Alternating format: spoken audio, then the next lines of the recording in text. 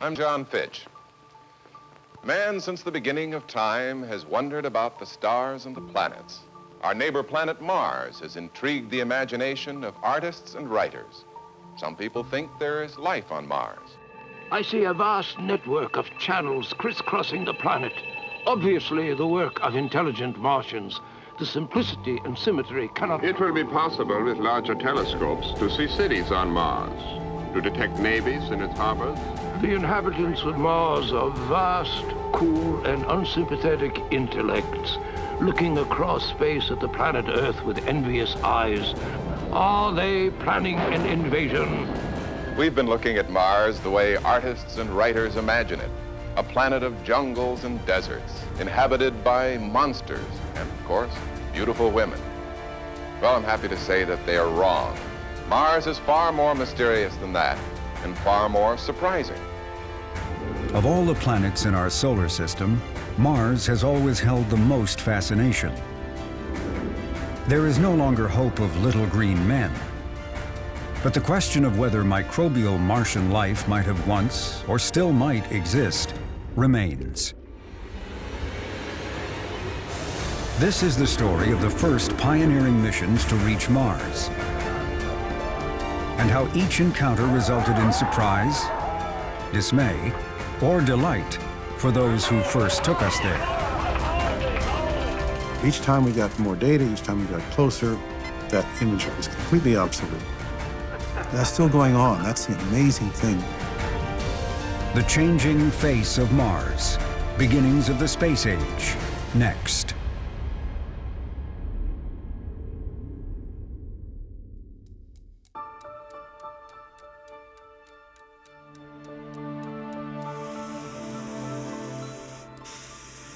In the Cold War between the United States and the Soviet Union, the space race was a great drama played out before the entire world.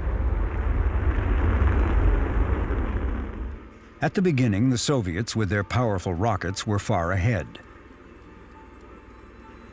But that began to change when NASA's Jet Propulsion Laboratory scored America's first in space by sending a robotic spacecraft sailing by Venus in 1962.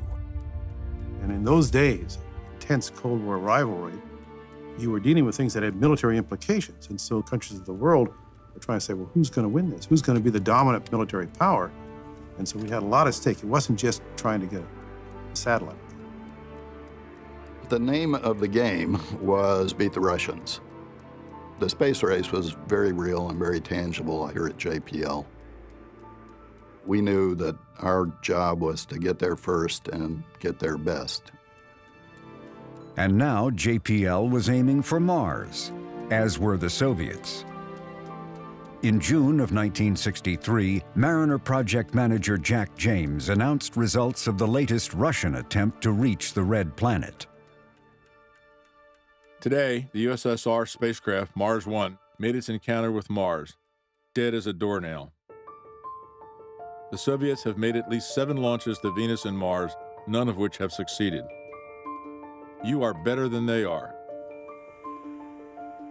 You are one of the individuals who can make Mariner the first spacecraft to make measurements of the planet Mars. This depends on each of you as an individual. Your initiative, your craftsmanship, your ingenuity, your precision. It is up to each of us to make every day count.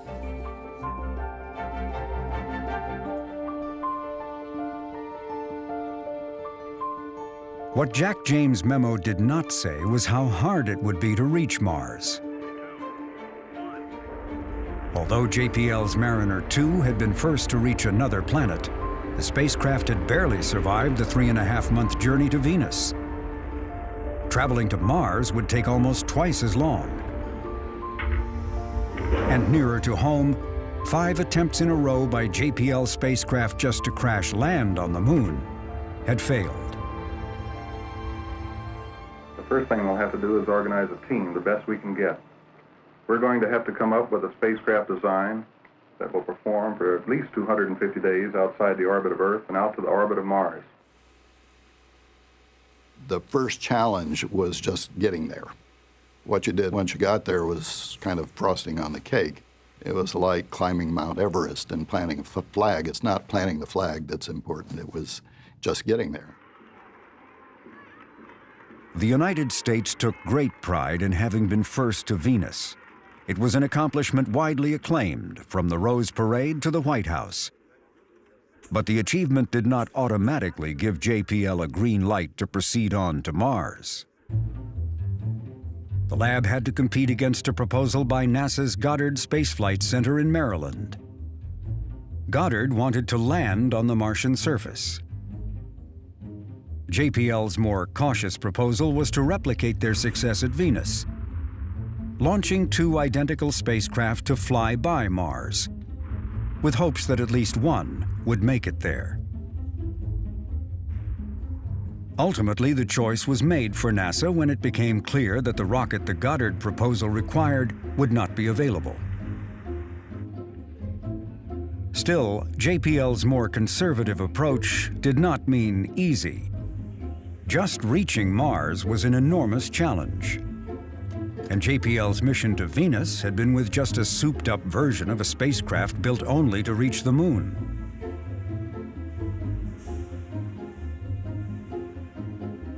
Going to Mars required a real deep space flying machine. Mariner 4 was really the first spacecraft that were specifically designed for planetary exploration. Mariner 4 had all of the things that became characteristic of JPL missions after that. An integrated packaging and structural design, an octagonal bus, extensive use of louvers for temperature control, 3-axis stabilized, loaded with instruments that could articulate and point. Traveling away from the sun meant encountering a colder, more hostile environment with less ability to draw power. The solar panels had to be more than twice the size of those flown to Venus.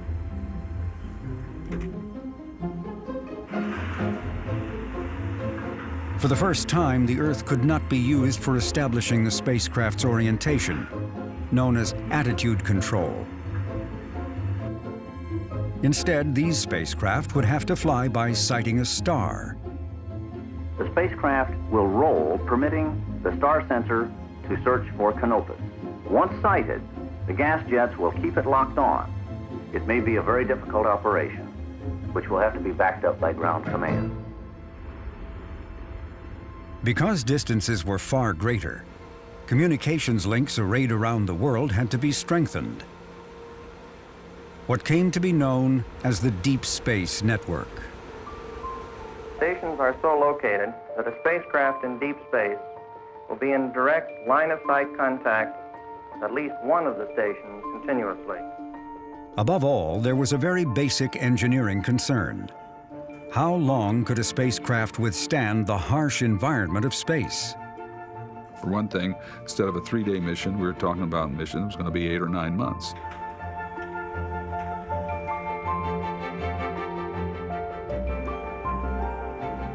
We went through the reliability analysis, and the number came out to be 30% probability of success. And we tended not to believe the numbers, you know. We sort of convinced ourselves that God did not really ordain that resistors should fail at, 0.0, whatever it was, percent per 1,000 hours. And we just plowed on. The twin Mariners 3 and 4, which some dubbed flying windmills, were remarkable feats of engineering. But flying to Mars was only half the challenge.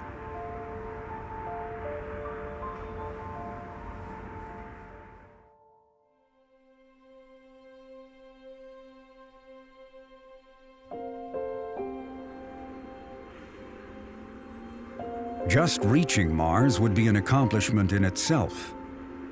But the larger goal was learning what was there. For scientists, capturing even a glimpse of Mars as a spacecraft flew past might answer whether life existed there.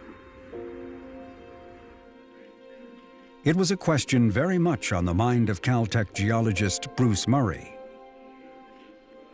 But you couldn't go to Mars on a camera. So a major development was finding some technology that could be used for a camera. NASA chose a well-known physics professor at Caltech by the name of Robert Layton, a wonderful man, to set up the team and together design this first space camera system. In fact, it was the first digital camera of any kind. After many meetings and a lot of give and take, we finally agreed that we should try to get a series of black and white photographs that should begin at the limb and continue across the planet to the shadowed area. The photographs should show detail at least 10 times better than any taken from Earth. Considering the altitude, angle of approach, possible resolution, and rate of sending back data to Earth, we designed the system to take 22 photographs. On November 5th, 1964, Mariner 3, with the world's first digital camera aboard, lifted off from Cape Canaveral, Florida. The launch is always exciting. It was even more exciting in those days because about half of them were failing. And that was Mariner 3's fate.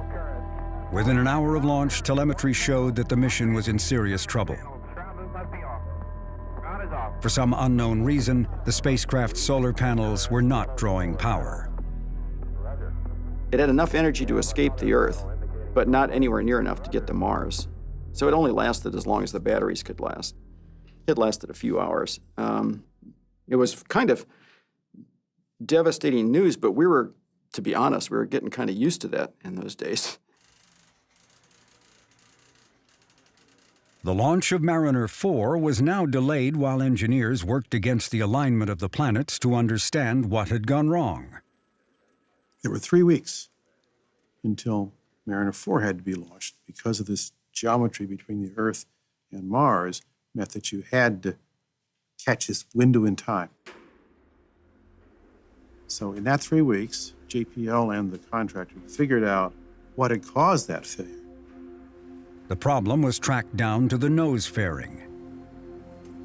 Its purpose was to protect the spacecraft during launch. The contractor, attempting to reduce weight, had built it out of a light material that collapsed during ascent. Working around the clock before the launch window closed, engineers modified the fairing. Clear to launch. We're counting engine start. Remarkably, just 2 weeks and 3 days after the failure of Mariner 3, its twin was on its way to Mars. Roger. 1 3 seconds. We're on our way. Roger. Ahead was 7.5 months and 325 million unforgiving miles of travel through deep space.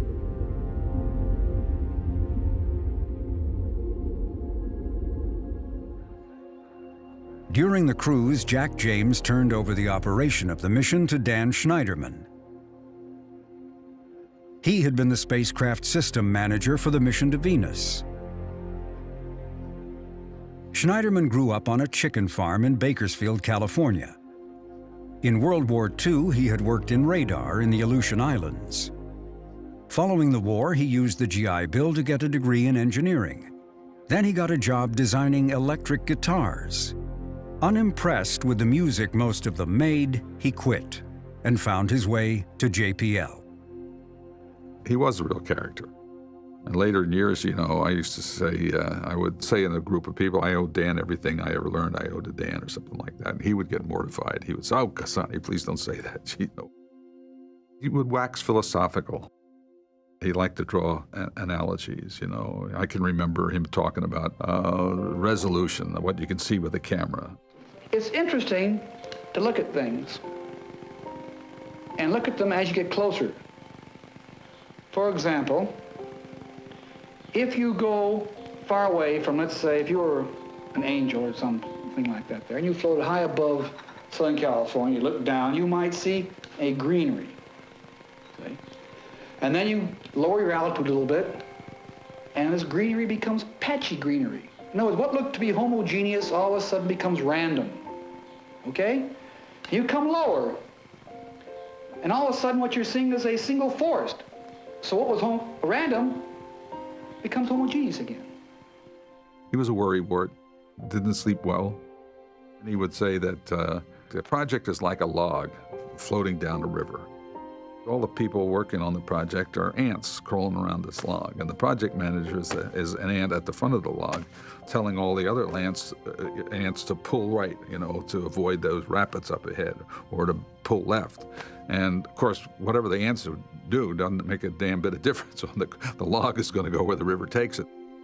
I think it was expressing a sense of helplessness, that there's not much that anybody can do to influence the outcome.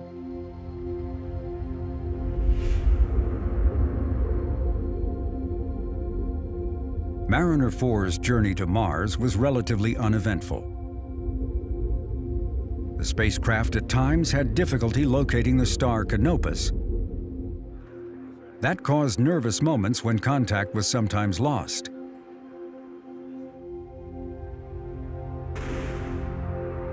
But only one trajectory maneuver was needed to keep the spacecraft on course, more or less.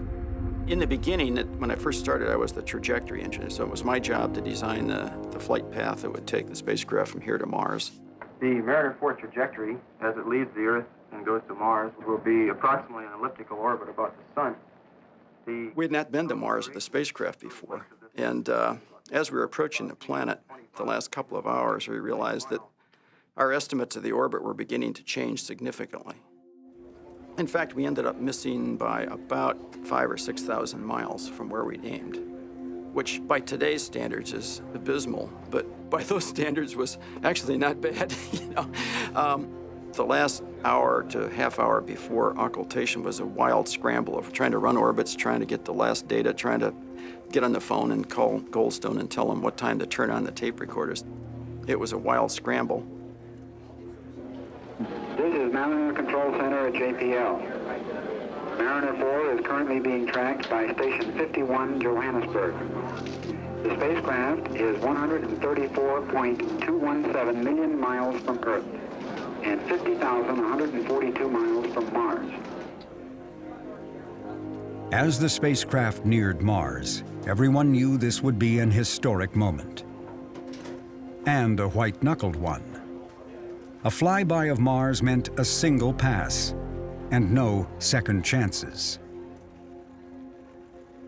Schneiderman and his first lieutenant, Bill Collier, were working a long list of what-ifs. A major concern was the star tracker. If Mariner 4 lost sight of Canopus, the spacecraft might end up facing away from Mars during the flyby, and that would mean having successfully flown for 8 months through deep space only to fail at the critical hour. This discussion of Canopus, losing Canopus lock is meant to make a nervous man. Oh boy, that just really scares you to death. Does it? It really does. It just scares you to death. Because if that hits us, we are really in trouble. Boy, we're going to have a frantic day, no matter what time that might occur. You're not the director again. While Schneiderman and Collier fretted, the science imaging team joked about what they might soon be seeing. What are we going to do when we see H-E-L-P stamped out in the snow? What John Cassani says we're going to see is a bunch of flack. These guys are going to be firing at us as we go by. Meanwhile, the engineers considered more what-ifs.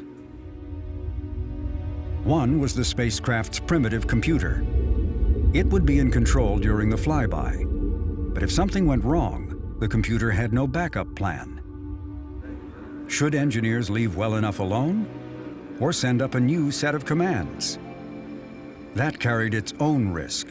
New instructions might only confuse the spacecraft. These are the questions, this is the soul searching you go through to, boy, don't worry. Our first reaction was, man, let that spacecraft perform for itself. Let's not horse around with it. But as soon as you start really asking these questions of yourself, then you begin to think, we can't take a chance. We've got to put ourselves in a position where we've done everything we can humanly do to ensure, or at least to enhance, the chances of success. The main fear was that the tape recorder might not turn off. If that happened, the images would be recorded over following the flyby with the blackness of space. If the tape recorder fails to turn off, we cannot tell that. And that's the rationale behind the transmission of DC-26, is to protect the pictures. On July 14, 1965, another command called DC-25 was transmitted. With it, Mariner 4 began taking the first ever close-up pictures of Mars. The DC-25 command should initiate a platform scanning action. If the command is not received, the spacecraft will initiate the scanning itself in about 1 hour. We expect that 21 pictures will be recorded. After other telemetry data are returned to Earth, the spacecraft will automatically initiate playback of the TV pictures. The first picture will cover an area of approximately 176 miles square on the sunlit limb of the planet. I wish I were as sure as he is. About 12 minutes from now, we should be able to determine that TV camera shutter is operating and that the recorder is running, although we will not be able to determine definitely whether pictures are actually being recorded on the tape until they are played back.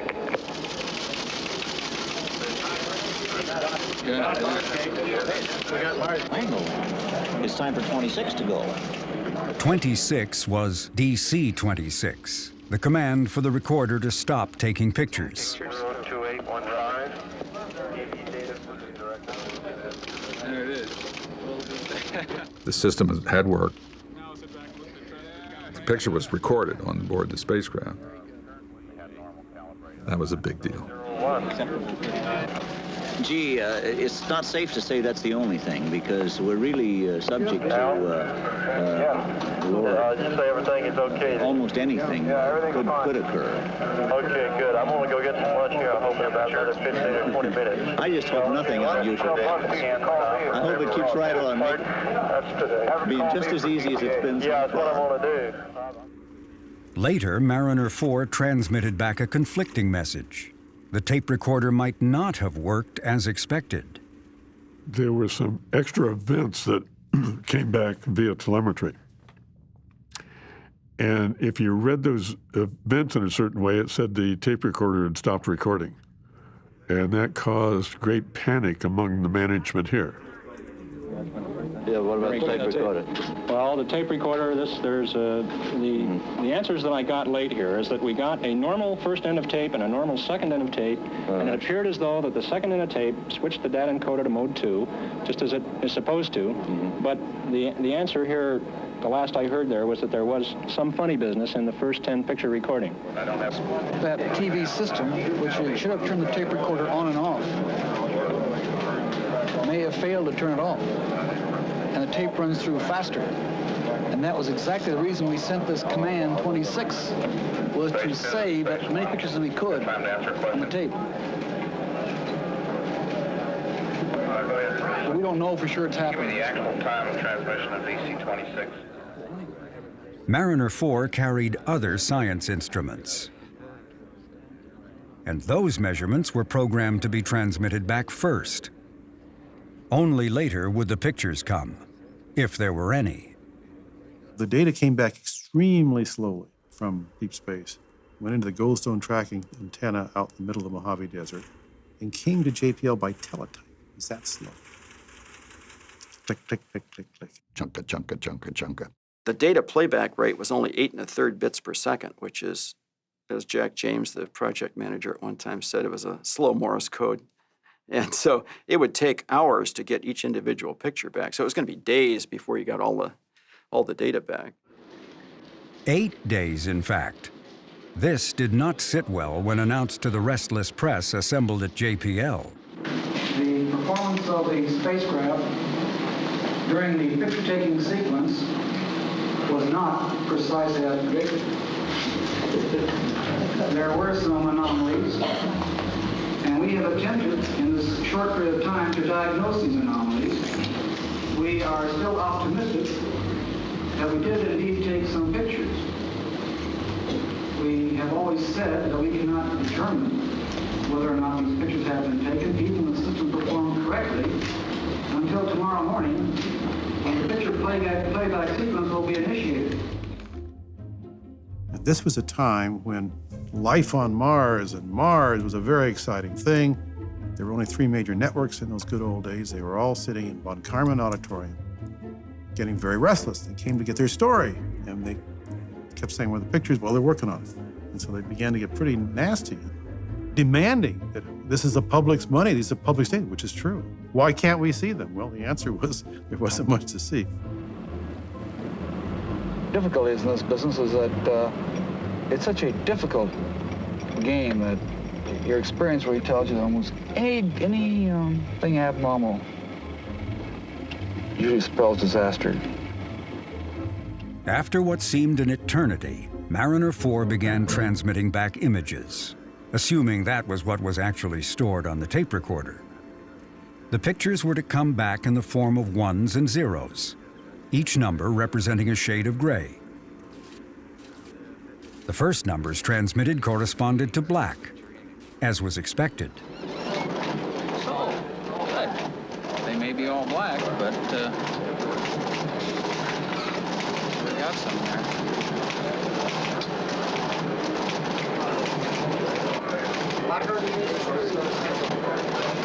Hey, there we go. There she goes. Yeah, that's data.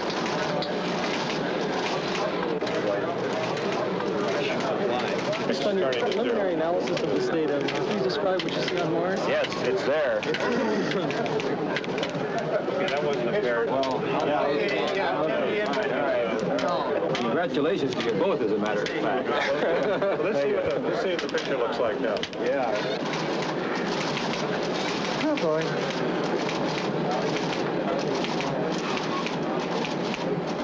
Give me Bruce Murray's phone number. We're the devil or the Mars picture interpreters.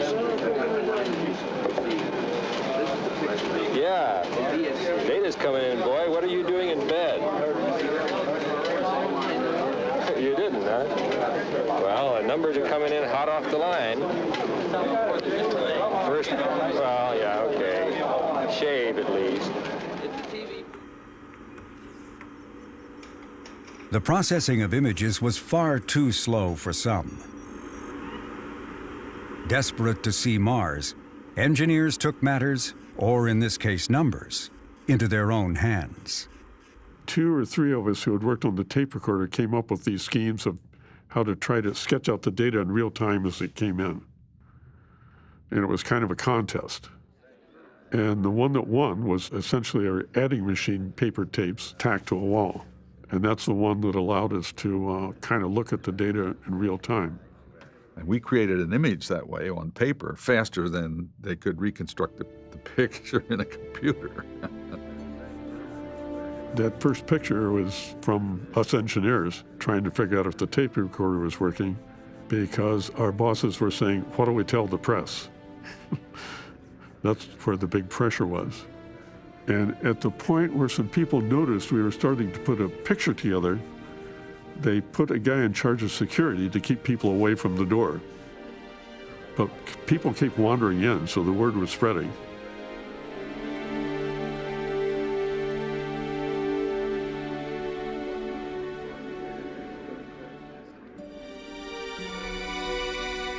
Some people wanted to stop us from doing that because we would circumvent the PR release of pictures, if any. We said we're interested in the engineering and not the pictures, so they allowed us to continue.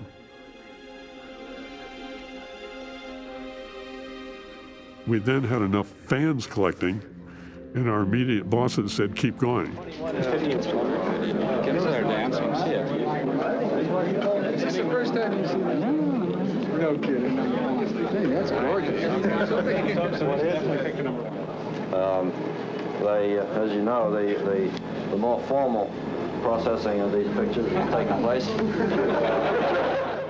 Dr. Layton from Caltech came in and looked at it. He really understood the data. He quickly picked up that the darkest of our numbers was actually the black of space. And he said, "There's the limb," and he could start to look at the picture, and He looked like a happy camper, so. It's been a lot of fun because it was accidentally kind of the first picture of Mars.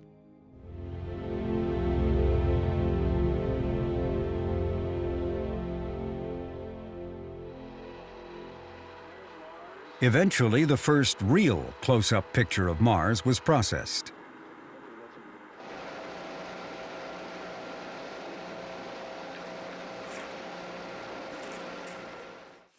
It was brought into the imaging team's inner sanctum and laid in front of the scientists, face down. They were shocked by what they saw, or what they didn't see.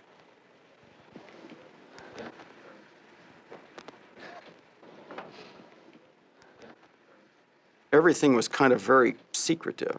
I'm not sure I exactly know why. There were only about 5 people on the imaging team, and somebody came running over to get me because I had also developed a software program that would predict exactly where the first picture would be taken and where each of the subsequent pictures would be taken on Mars. And so they came over, and I had to go over to this little room, and I knocked on the door, and the door opened. They grabbed me and pulled me in, and they said, "What does the first picture supposed to look like?"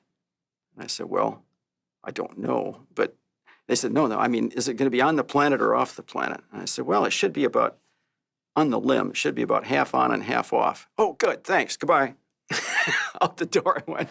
I think they were a little concerned that the first picture that popped up only had part of Mars in it, you know, but that's the way it was supposed to be.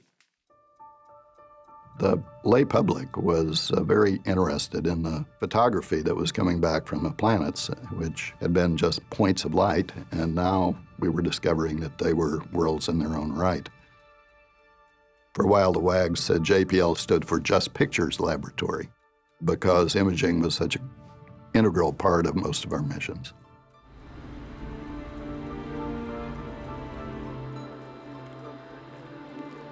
JPL had learned with its missions to the moon that pictures mattered. And now President Lyndon Johnson wanted to see Mars. A White House briefing for Johnson and the passing out of medals also afforded the opportunity to underscore to the world another U.S. accomplishment in the race for space. I think I speak for every American when I tell you how very proud and how impressed, how grateful we are for what you and all of the many members of your team have accomplished on the Mariner 4 mission. It may just be that life as we know it is more unique than many have thought. Johnson's comments about the uniqueness of life were referencing these first close-up pictures of Mars. However fuzzy, they revealed a Mars far different from what had been expected. The best pictures showed a cratered surface which had to date back to 3 or 4 billion years old. And that was so at variance with what we expected that everybody was very shocked. The Martian surface was ancient. There were no signs of mountains, no canals, no flowing water, and no vegetation. Any hope of life on the surface was gone.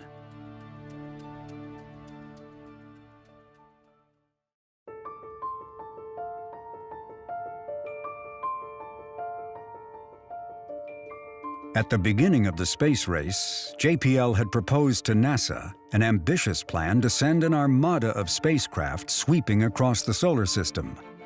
Now JPL knew how hard it really was to reach another planet. Yet in a reversal of roles, NASA was now pushing for bold missions. The agency wondered, might the massive rockets needed to launch astronauts to the moon be used for robotic missions to the planets? The idea gained favor in NASA headquarters that the next mission would be a Saturn V to Mars. And that meant that the 575 pounds that we were able to send with Mariner 4 would be succeeded by a 50,000-pound payload in one leap. Now, this is insane. 2 large spacecraft with entry capsules two of them all sat on top of a big Saturn V. It was monstrous. Orbiters would circle and map the planet in detail, while landers would search for life on the surface. It was very fortunate for all of us and everybody that that thing got canceled. These were to be mere precursor missions. Astronauts, NASA dreamt, would put their footprints on Mars in the late 1980s.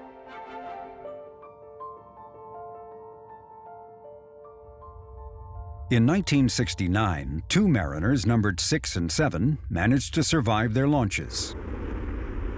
For the first time, JPL was flying 2 spacecraft to the same destination.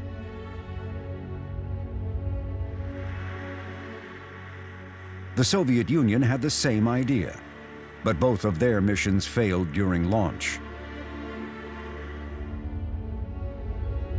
Following a 5-month cruise, the mariners were fast approaching their destination, and excitement among the engineers was building. It's just great. It's like being on the bridge of the Starship Enterprise. Only that didn't exist yet. You can place your mind where you think you're in the spacecraft, and every command you send to the spacecraft, you can imagine what it's doing. I'm out there in the darkness of space with the spacecraft, and I'm seeing, just like the camera is seeing, Mars hanging there, and that's our destination. We're going there. 50 hours before closest approach, Mariner 6 turned on its science instruments and cameras. Oh, geez, that's great. Is the lighting halfway decent? Only 9 days before, Neil Armstrong and Buzz Aldrin had landed on the moon.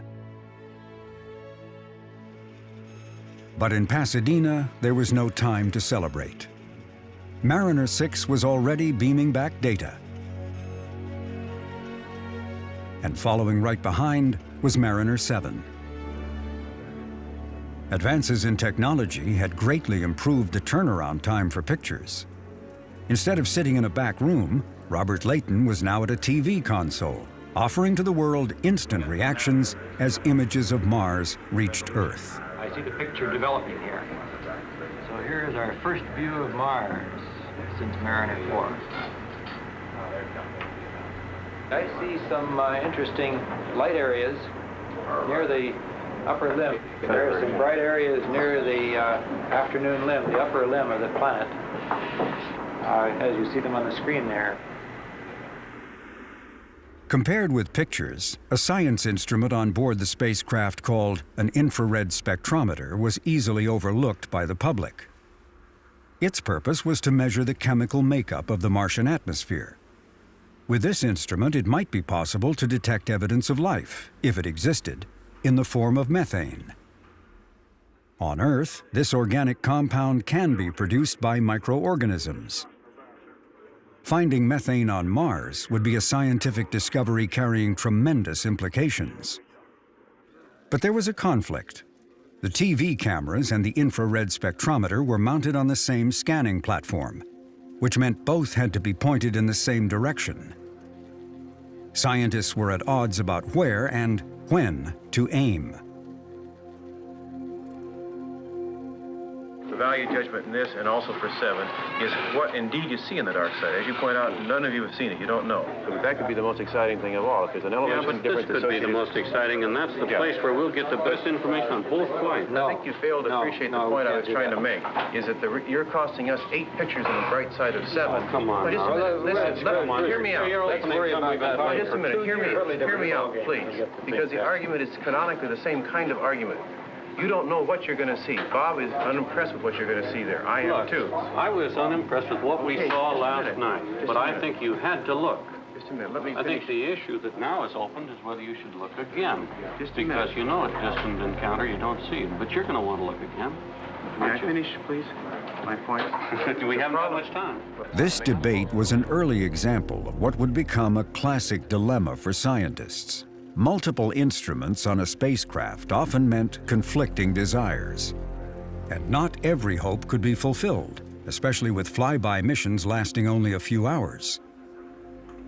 2 degrees south, 3 degrees south, 1 picture longer. These scientists had invested years preparing for this mission.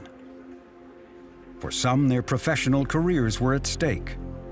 The expectations, especially given time constraints, were enormous. This was especially true for George Pimentel of the University of California at Berkeley. 2 years before, he had come close to becoming one of NASA's first scientist astronauts. His dream was to go to Mars. But Pimentel failed the agency's stringent physical exam due to a minor vision problem. Now he was determined to go to Mars in another way, through his science instrument.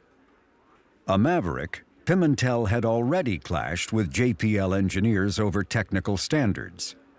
He was not averse to conflict. Lore has it that when a JPL quality control engineer once visited Pimentel's Berkeley lab, a fistfight had broken out. And now at this critical hour, for some unexplained reason, his spectrometer on Mariner 6 had partially malfunctioned. Some data was captured. It seemed to indicate a remarkable finding: water in the form of ice at the South Polar Cap. Ice? H2O? Ice? Yeah, right. You really think you got water ice, George? Pardon me? You really think There's no question about it being ice. Finding water in the form of ice, if true, would be a huge discovery. But everyone else's attention was soon drawn elsewhere. The encounters were not very far apart, just a few days. So we had 2 spacecraft to monitor, and it turned out that while the first one was in the encounter phase, we had some emergencies on the second one. So we were taking pictures during approach.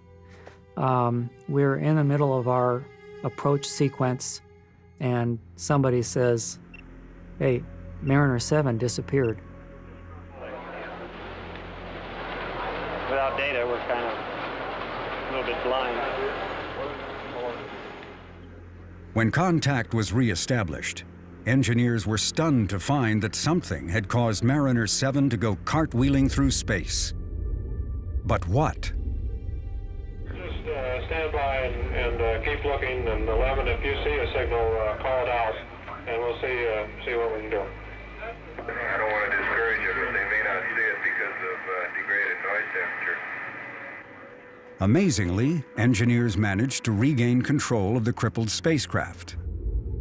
But what had caused the disruption remained unknown. So it was a very hectic time, as I remember, in trying to handle the very complex operation on the first one, along with the emergency on the second one. Well, you know what the problem is? Just unscramble the data. A possible cause was Pimentel's troublesome spectrometer. It required a pressurized canister of coolant gases. A container explosion would explain Mariner 7's near-catastrophic event. As the second Mariner bore down on Mars, Pimentel's instrument became the prime suspect. No, the JPL people are the ones who think that something went wrong with our gas system. The problem is there's no probable theory as to what could have done what has apparently happened to it. And are these all enhanced? So there's a natural tendency to look at our gas bottles because they're capable of doing a lot of damage. Yeah. Well, after Mariner 7 arrival, I may want to go to Russia. Just before final approach, engineers commanded the spectrometer to turn on and cool down. The real moment is when we see what happens when the signal to start cooling down the IRS occurs, right? And we'll see whether this prediction was right. If the spectrometer failed to cool, engineers would have their smoking gun.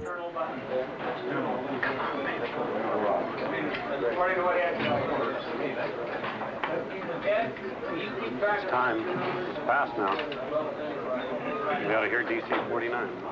Reports from Mission Control appeared to be good news for Pimentel.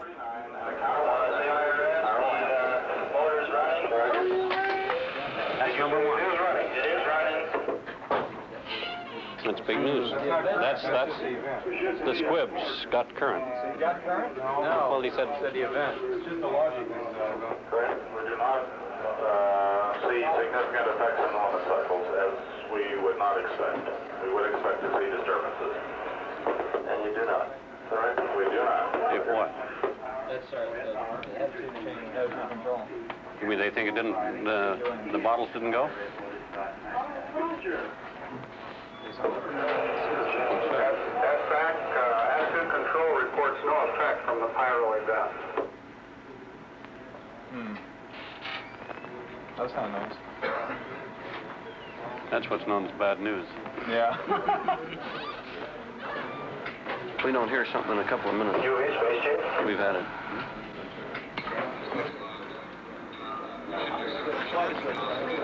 Yeah. Oh, it was Puerto Rico. Come on, I can't stand it. God, you're testing it. Whoa! Yes, 33 minutes, 22, 23, 23. That's the IRS, the Channel 1 detector's call that's getting varying spectral data on Channel 1 and Channel 2, minus 480.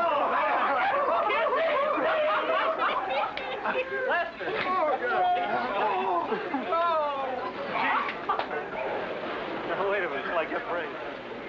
That would be short.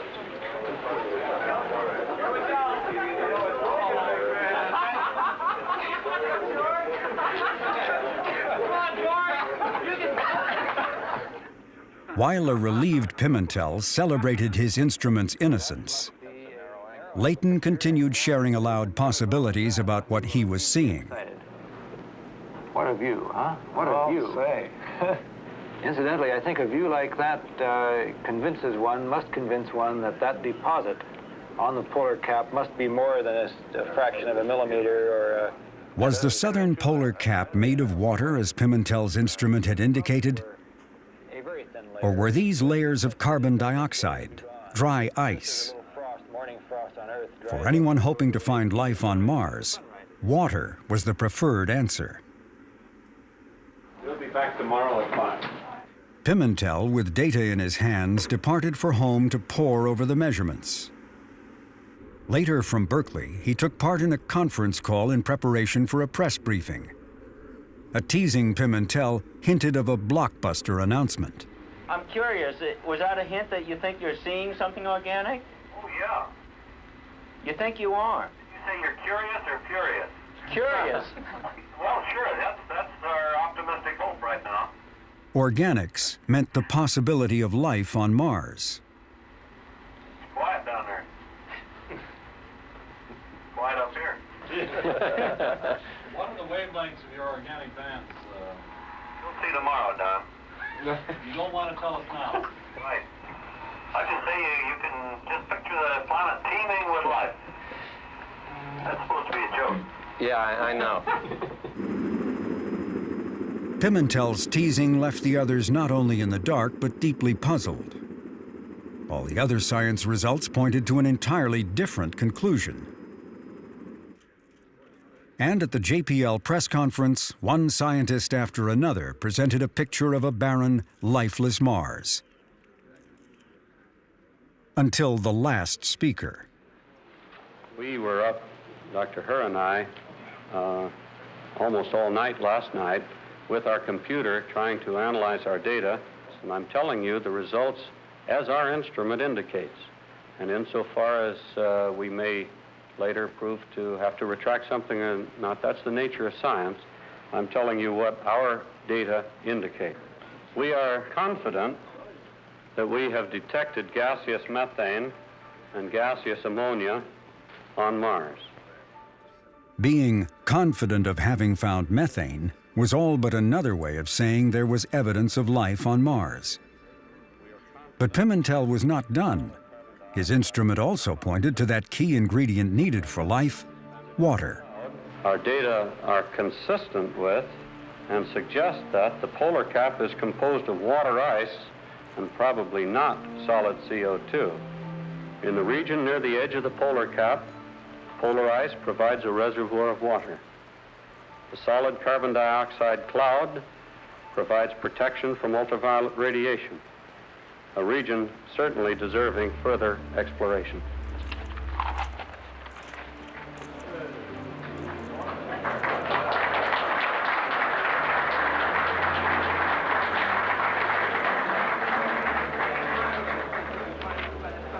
Thank you, George. I think you can all see why science is fun. As Pimentel had cautioned, the nature of science is that knowledge is subject to new findings. He, like others, had rushed to share results virtually overnight with a public eager for instant science. But responding so quickly was risky and ran counter to the science tradition of critical review. And Pimentel and the others took other chances in allowing cameras to witness science in the making, warts and all. Very few scientists in the years since have been so transparent. In Pimentel's case, he soon realized one of his findings was flawed. The spectrometer had not distinguished between methane and CO2. He quickly and publicly announced the error. And with that, life on Mars was once again an unsolved question. As for the mystery of what had gone wrong with Mariner 7, an investigation traced the probable cause to a battery explosion.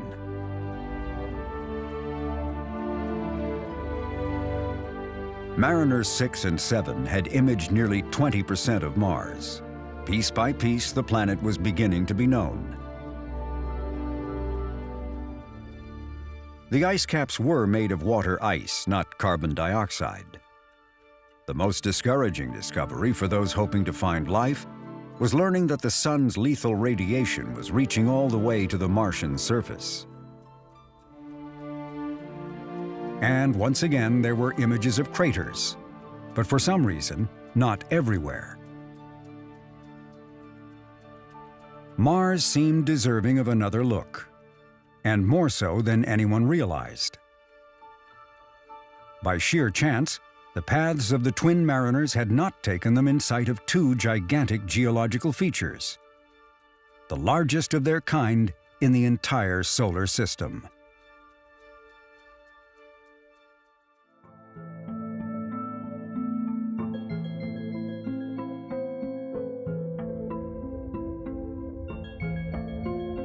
The first great engineering challenge in robotic exploration was to fly by a destination for a brief glimpse. The next feat was to build a machine capable of going into orbit around a planet. In 1971, the very next opportunity to go to Mars, JPL had taken the idea of an orbiter from the drawing board to the launch pad. The basic spacecraft was pretty much pure Mariner, but it had this humongous propulsion module on it to slow the spacecraft down when you got to Mars to the point where it could be captured by Mars gravity. That presented some interesting challenges. You had to store propellants in space for 9 months and then use them and cross your fingers and hope that everything worked the way it was supposed to. Once again, the spacecraft were built in pairs. It was prudent planning. For yet another time, the first mission failed when the upper stage rocket malfunctioned. This is Kennedy Launch Control. It appears from our preliminary data here in the Mission Directors Center that the Mars Mariner mission has not succeeded. We are standing by for further reports. This is Kennedy Launch Control.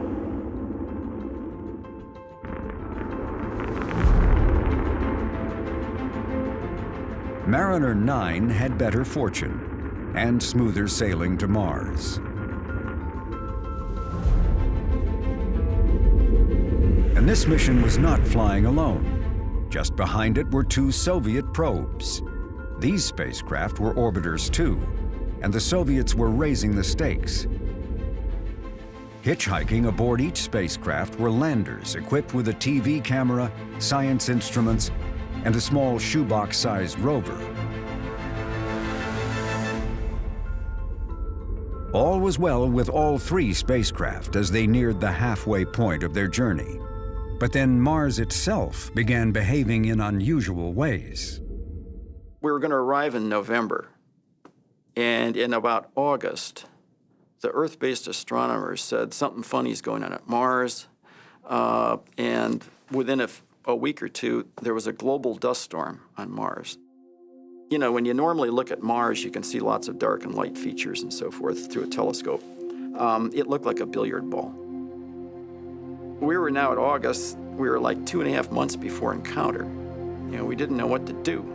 I mean, we were beginning to feel a little bitten, I think. We'd lost Mariner 8. We'd gotten everything loaded into Mariner 9, and now the planets disappeared on us. As the dust storm swirled, the three spacecraft, one American, two Russian, continued on their way.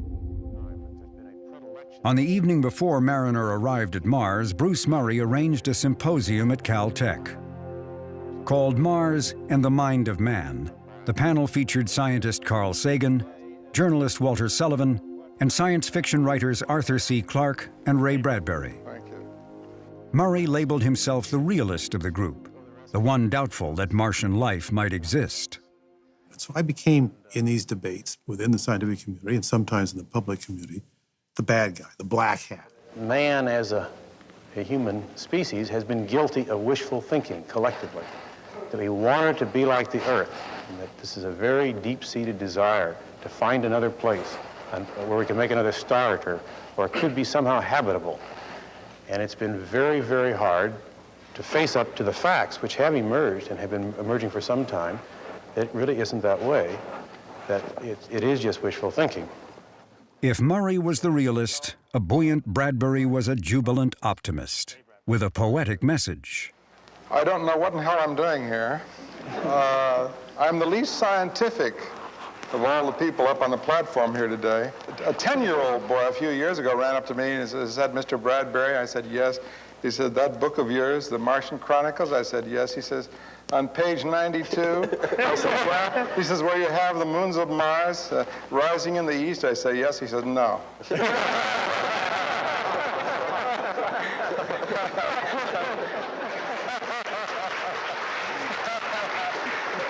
I was hoping that during the last few days, as we got closer to Mars and the dust cleared, that we see a lot of Martians standing there with huge signs saying Bradbury was right.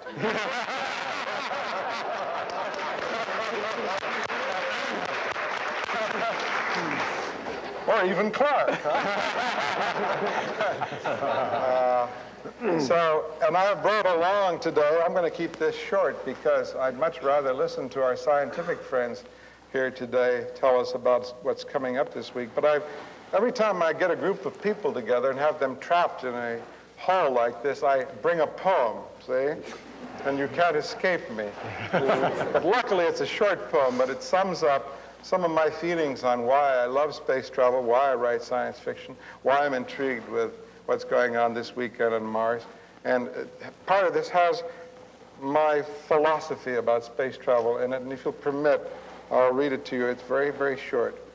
The fence we walked between the years did balance us serene. It was a place half in the sky where in the green of leaf and promising of peach, we'd reach our hand to touch and almost touch the sky. If we could reach and touch, we said, 'twould teach us not to, never to, be dead. We ached and almost touched that stuff. Our reach was never quite enough. If only we had taller been and touched God's cuff, his hem, we would not have to go with them who've gone before, 1 billion, give or take, 1 million boys or more, who, short as us, stood tall as they could stand and hoped by stretching tall that they might keep their land, their home, their hearth, their flesh and soul. But they, like us, were standing in a hole.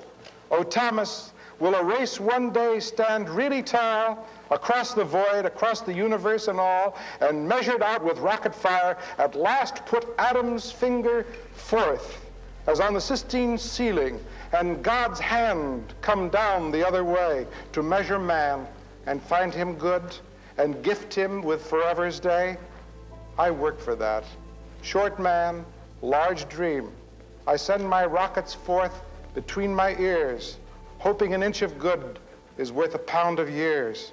aching to hear a voice cry back along the universal mall, "We've reached Alpha Centauri. We're tall. Oh, God, we're tall."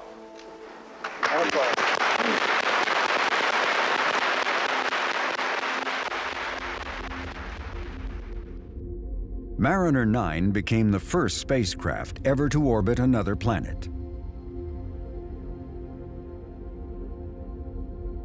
Following right behind were the two Soviet orbiters with their landers aboard. The landers, designed to be released just before orbit insertion, could not wait for better weather. They would be plunging into the Martian atmosphere in the midst of the largest dust storm ever known to have occurred in the solar system. And for them, it's much more serious than losing a few mapping pictures, because if they have to come in with wind velocities of many hundreds of miles an hour on something which is, has some aerodynamic braking or a parachute system, and they have only a certain acceptance cone that their communications can go back, you know what I mean? The Earth is up there in the Martian sky, the spacecraft is falling in.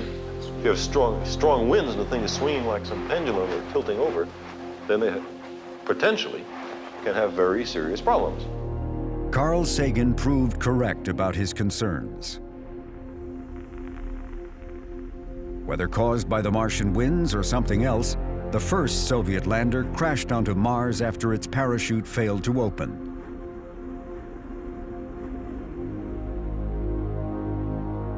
The second descent module succeeded in landing.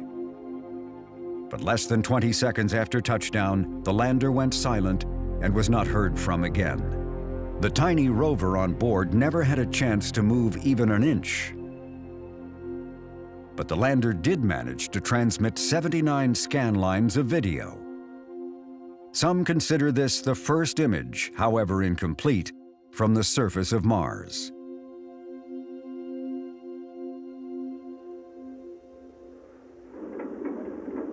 Though the landers failed, the Soviet Union did succeed in putting two spacecraft into orbit. The space race was far from over.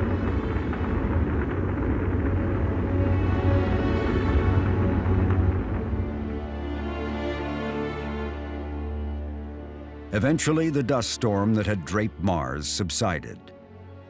What the planet was finally ready to reveal to Mariner 9 was more than worth the wait. It was a kind of epiphany in the sense of what an orbiter can do versus a flyby. The previous two flybys, Mariner 4 and Mariner 6 and 7, all three of them had flown by, and it was just coincidentally, they'd all flown by the same side of Mars. They'd flown by the uninteresting side of Mars. And when the dust cleared, we found a planet that was completely unlike the one that Mariner 4 had seen and that Mariner 6 and 7, completely.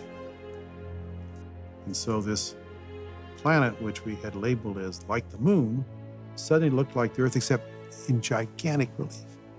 Bigger volcanoes, bigger flood channels, a canyon that runs the distance of the United States across and is 60 miles wide in places and 6 miles deep.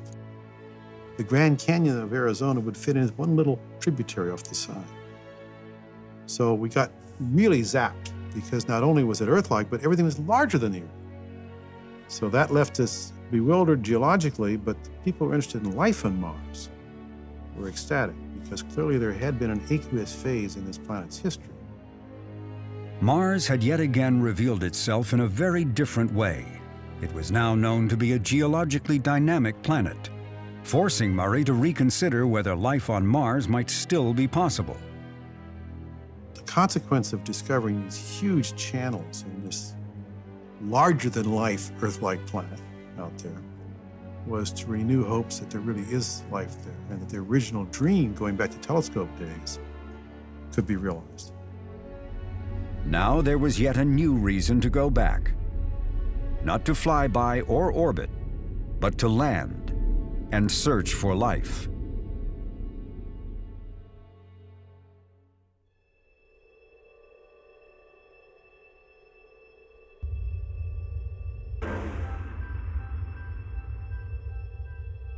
The first challenge in planetary exploration was to fly by a planet. The second was to go into orbit. And still to this day, there is nothing harder than the third: landing. Touching the surface of Mars was now the next great engineering ambition, which was more than matched by a dramatic science goal: to search for evidence of Martian life. To the consternation of JPL, it was not chosen to lead this prized mission. The reasons were many. Relations between NASA and JPL were often strained, and the agency believed the lab had its hands full with other assignments. NASA also wanted to spread the wealth of work to its centers. Besides, the Langley Research Center in Virginia had an impressive record in sending spacecraft to reconnoiter the moon. Key to Langley's success was project manager Jim Martin. He was known to be as tough as he was successful. He cared little of title or rank. What mattered was performance. He was 6'4", 6'5". He looked like a commander. He stood up strong with his huge barrel chest. He had a gray flat top. His eyes were taking in everything all the time, and you expected him almost to bark. This is Launch Complex 41, from where the Viking missions will be launched on the Titan Centaur launch vehicle. The New York Times had a big story on him right after Viking, which they likened him to a Prussian general. And to people who did not know him, who did not see his softness, he did not suffer fools. With Martin in charge, Langley had overall responsibility for managing the project that was named Viking. The aerospace corporation Martin Marietta won the competition to build the two landers. Their arms were to reach down and scoop up soil samples to be examined in an onboard lab for signs of life. JPL's role was to build the spacecraft that would ferry the landers to Mars, relay information from them back to Earth, and conduct orbital science.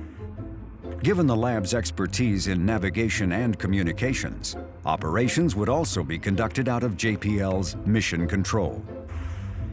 All told, Martin's Army was a massive operation spanning the nation, requiring 8 years, more than 10,000 people, and the largest budget yet then spent on a planetary project.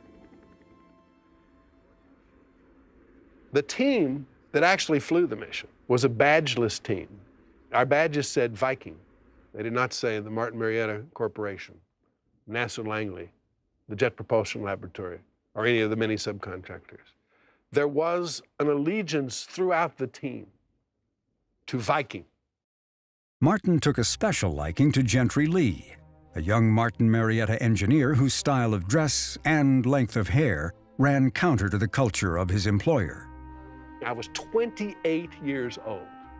My hair was down below my shoulders and had little curls at the bottom of it. I wore white jeans with strawberries scattered all over them. And I once went to one of these monthly reviews wearing a pink shirt. And the chairman of the Martin Marietta Corporation at that time happened to attend that particular meeting. And he asked Jim Martin, "Who is the kid in the pink shirt and the strawberry jeans?" And Jim Martin looked at him and said, "Well, he's one of yours." Gentry Lee is a different individual.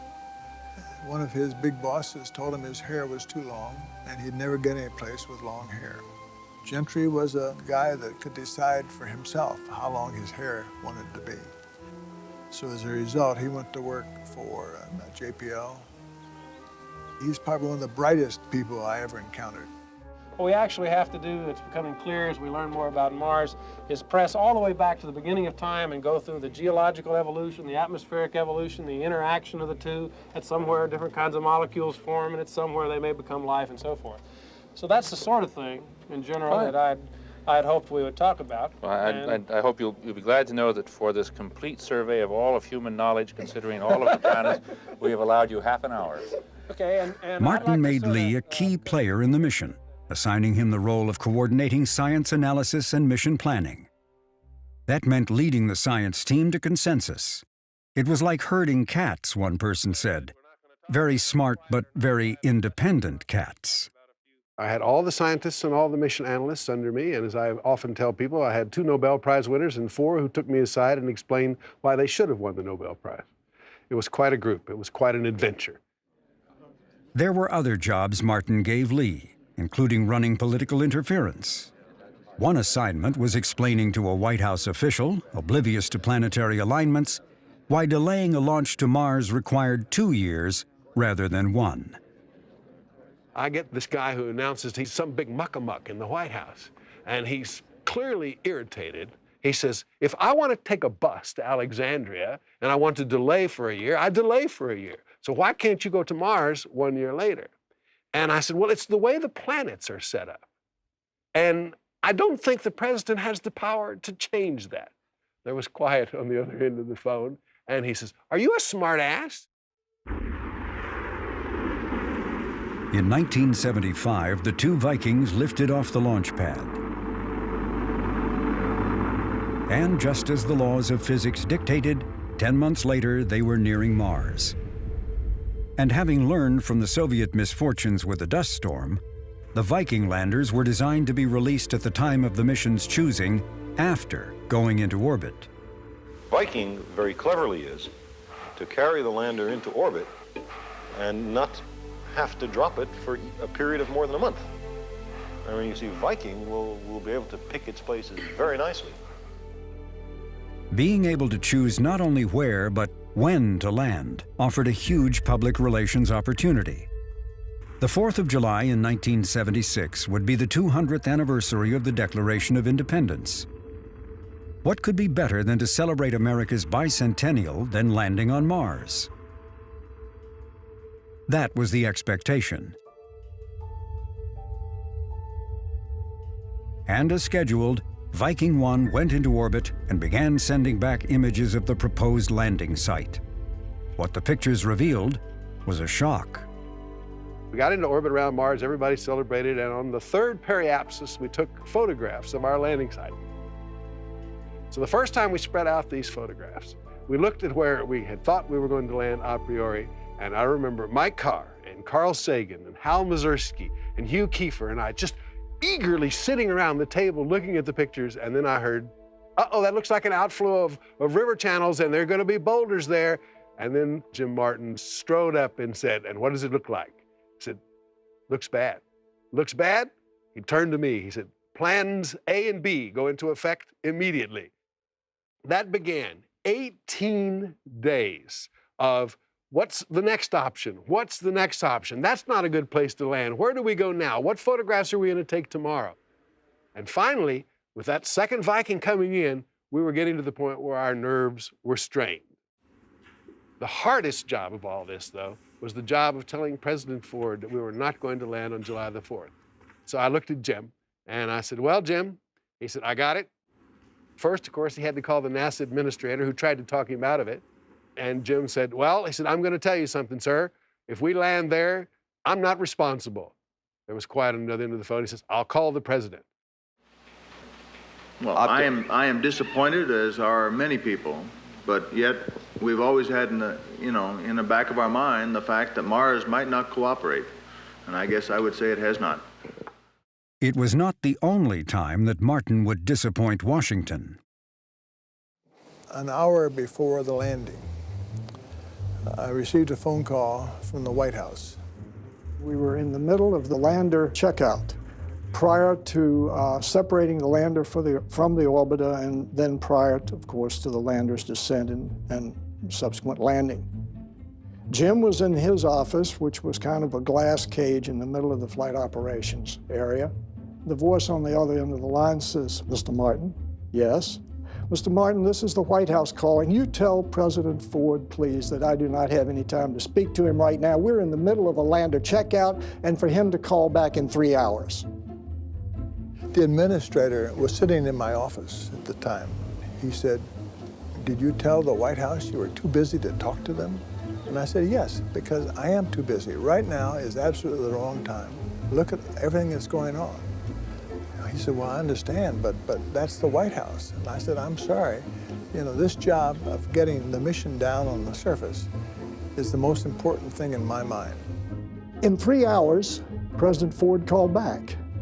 Now, for those of us who'd worked for Jim for 8+ years, it was a no-brainer. Of course the president was going to call him back. Jim told him to.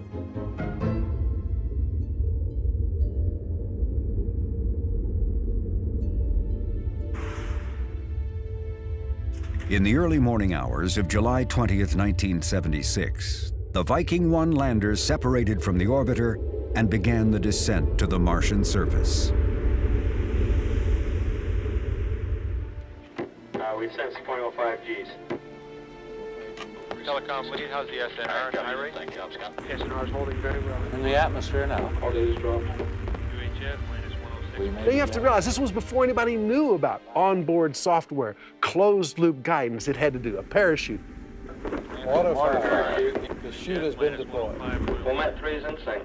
Then it had to do a terminal descent with its radar, its 4-beam radar working, and land softly. It had to go from 10,000 miles an hour to between 2 and 3 miles per hour in just a few minutes, and it had never been done before. 2,600 feet. 1,200 feet, 140 feet per second. So the engines are started. 0.6 Gs. 20 feet, 366 feet, 73 feet per second. ACS is close to vertical. So we're coming down, straight down. Nav is green for touchdown. ACS is green, 1.5 degrees per second max, 0.2 Gs. Touchdown, we have touchdown. Enter the zone.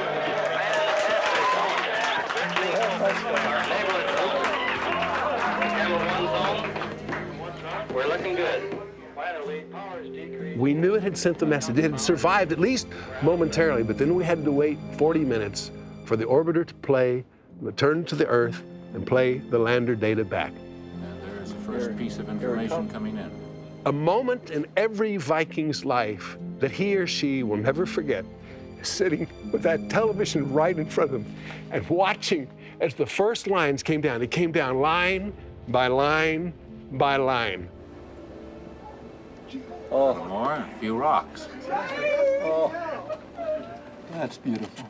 The first photograph that a human being has ever seen from the surface of another planet. Yeah, I'm supposed to say something at this point. I just don't feel like talking. It's just incredible to see that the Mars, is really there. And we all, 5 billion people on the planet Earth, saw Mars for the very first time. Look at the beautiful rocks. Fantastic. And all of a sudden, we were looking at the surface of Mars, and it was clear, it wasn't dusty. And when we got to the end of that first picture, with the dust and small pebbles in the footpad, it was just, it was really a miracle. Images that came down in the following days revealed that the mission had been as lucky as skilled. There were rocks and boulders everywhere. You see this big rock out there called Big Joe. That was about 25 or 30 feet from the lander. If we had hit that rock, the lander would have been smashed. The lander found its way to the surface in a very smooth spot and avoided the rocks. We had no hazard avoidance whatsoever, just a lot of luck, if you will. It never occurred to me that we really might fail.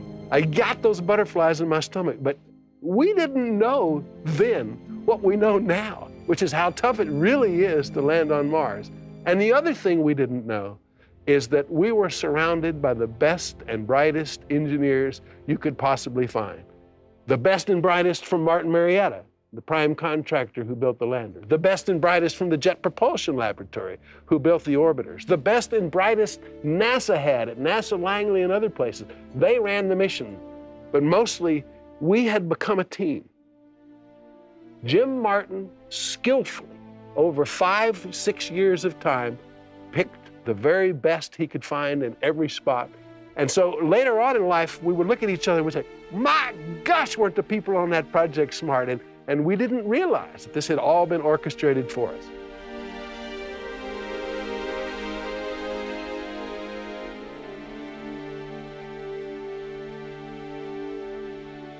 Now safely on the Martian surface, there was time for a call from Washington.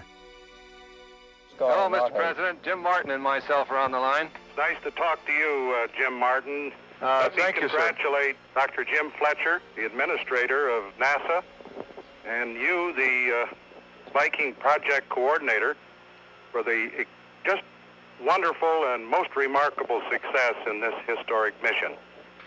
And I strongly encourage all Americans to follow the progress of our Viking missions and to reflect on our journey into the unknown.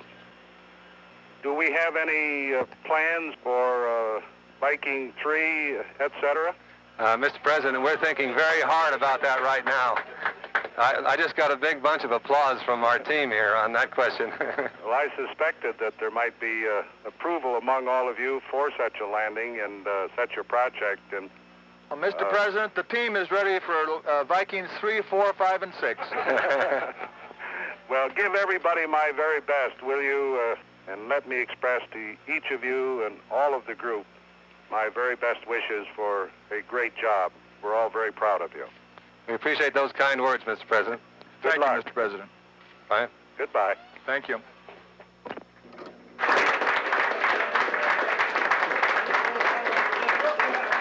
The enthusiasm for more Martian missions proved wishful thinking. Although Martin's team had achieved an enormous engineering feat in the successful landings of both Vikings, the primary science mission, the search for life, was inconclusive at best and discouraging for many. Not just that there was no life, but there was no organic material, and that found out the explanation was that Mars is self-sterilized. Nobody expected that. I didn't. No one did. But circling over the landers were the Viking orbiters. They provided 6 years of continuous monitoring of Mars and once again changed our understanding of the planet. Here was a planet not only of craters, vast trenches, and giant volcanoes, but also what appeared to be great river valleys carved out by massive amounts of water. At some point in the past, the surface must have been warmer and wetter. If so, what had happened? Mars was more mysterious than ever. But to the dismay of many, interest in future missions began to dwindle. I've talked to a large number of the scientists in this program who are unhappy that, in their view, the space agency has no follow-on program for Viking at this time. Is it true? Why is it true? I think that that the planetary program must get a new infusion of adrenaline, or it will die a death through neglect. JPL was worried for the same reasons. Having Viking operations conducted out of the lab's mission control had been a great windfall of public attention and, at times, misplaced credit. But the outlook ahead seemed bleak. NASA's budget was under severe pressure, and the pipeline for future planetary missions was reduced to a trickle. As for Mars, the United States would not return there for 2 decades.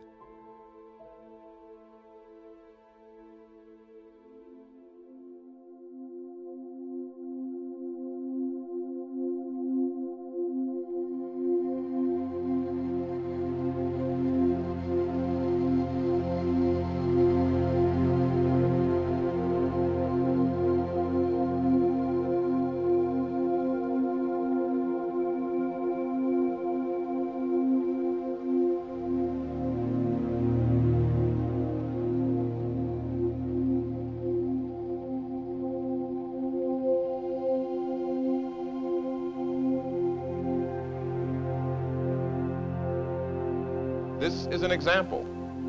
It's a bit of the Martian weather that we've reproduced for you.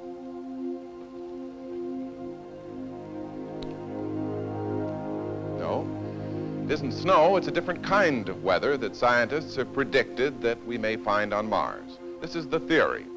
If the Martian atmosphere contains carbon dioxide and methane, and they are exposed to the ultraviolet radiation of the sun, they may produce sugar. In other words, there may be a constant sugar fall on Mars. We know that Mars is very dry. Life forms on Mars may have developed special ways of preserving their water content. There may be a kind of plant, an ice eater. We know that water-bearing rocks can be found on Mars, and creatures that actually digest the rock to extract water from it are possible. It's particularly important for me, if I can throw a personal note in, because right at the time we are landing on Mars, right at the time we are trying to discover whether or not there is life on another planet, I am also going through a personal experience, which is considerably interesting. I'm having my first child. And the two together has caused me to be in a state of wonder at life and excitement about what's going on that I never would have thought was possible